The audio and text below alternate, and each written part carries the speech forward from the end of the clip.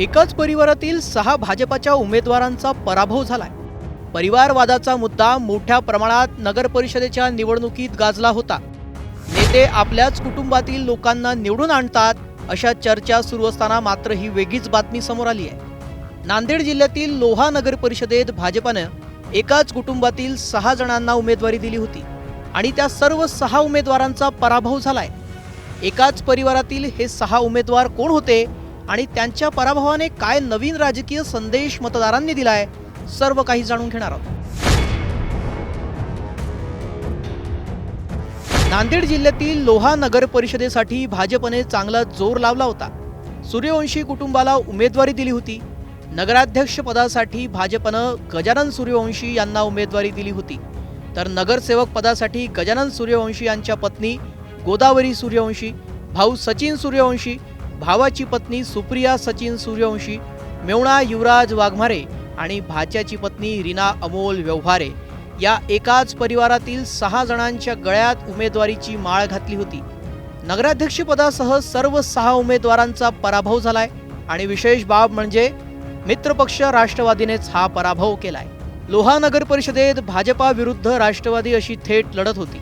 राष्ट्रवादीचे आमदार प्रताप पाटील चिखलीकर, भाजपाचे खासदार अशोक चव्हाण यांची प्रतिष्ठा या निवडणुकीत पणाला लागली होती। भाजपचे नगराध्यक्ष पदाचे उमेदवार गजानन सूर्यवंशी यांचा पराभव राष्ट्रवादीचे उमेदवार शरद पवार यांनी केलाय।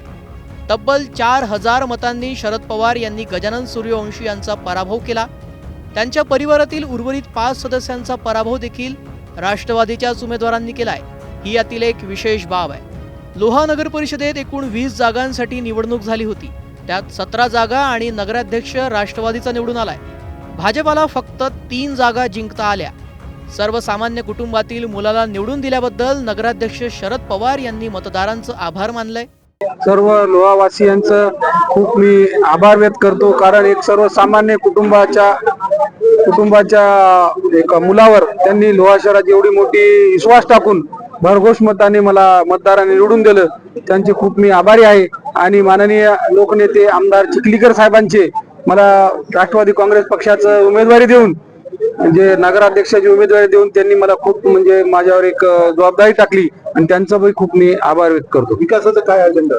मी माननीय चिखलीकर साहेबांच्या माध्यमातून विकासाचं लोहा शहरामध्ये ड्रेनेज लाईन असेल, गार्डन असेल, आता लोह्याची आमची जवळपास 5 वर्षापासून स्ट्रीट लाईट बंद आहे, स्ट्रीट लाईट असेल, जे सुखसुविधा उपलब्ध लोह्यासाठी द्यायच्यात ते येत्या काळामध्ये आम्ही माननीय आमदार प्रतापराव पाटील चिखलीकर साहेबांच्या माध्यमातून आम्ही देण्याचं पूर्ण आश्वासन आम्हाला देतो यावेळेस। राष्ट्रवादीच्या या विजयावर बोलताना भाजपानं धनशक्तीच्या जोरावर निवडणूक लढवली, मात्र लोहाच्या जनतेनं भाजपाला आणि त्यांच्या नेत्याला जागा दाखवून दिली, अशी प्रतिक्रिया राष्ट्रवादीचे आमदार प्रताप पाटील चिखलीकर यांनी दिली आहे। भाजपाच्या एकाच परिवारातील 6 उमेदवारांचा पराभव करणाऱ्या राष्ट्रवादीच्या उमेदवारांचे चिखलीकर यांनी अभिनंदन केले। इथे कोणत्या 6 जणांना उमेदवारी दिली, त्यापेक्षा उमेदवारीसाठी परवानगी ज्यांनी दिली त्यांना चांगली चपराक बसली, अशी टीका प्रताप पाटील चिखलीकर यांनी केली आहे। तर लोहा नगरपालिकेमध्ये सातत्यानं आमच्या विचारसरणीची नगरपालिका येत होती, परंतु आज लोहावाशाने रेकॉर्ड ब्रेक केलं। नगराध्यक्षासहित 17 म्हणजे नगराध्यक्षाला धरून 18 लोकांना या ठिकाणी निवडून दिलं। नगराध्यक्ष जवळपास 3000 मताच्या फरकाने निवडून आले। त्यामुळं जिल्ह्याचे स्वयंभू नेते जे गल्लीबोळानं आमच्या इथं फिरले त्यांना ही एका मोठ्या प्रमाणात लोहेकरांनी चपराक दिली। लोह्यामध्ये देखील तीच निवडणूक होती, धनशक्ती विरुद्ध जनशक्ती, आणि त्यांना माहीत होतं की आमच्याकडे धनशक्ती नाही आहे, परंतु जनशक्तीनं आमच्या बाजूनं कौल दिला आणि धनशक्तीवाल्याला देखील जागा दाखवण्याचा प्रताप लोहावासियांनी केला। एकाच घरात 6 उमेदवार दिले होते आणि ते सर्व उमेदवार पराभूत झाले। मला आमच्या रमाबाई मंजेलवारचं मनापासून अभिनंदन करायचं आहे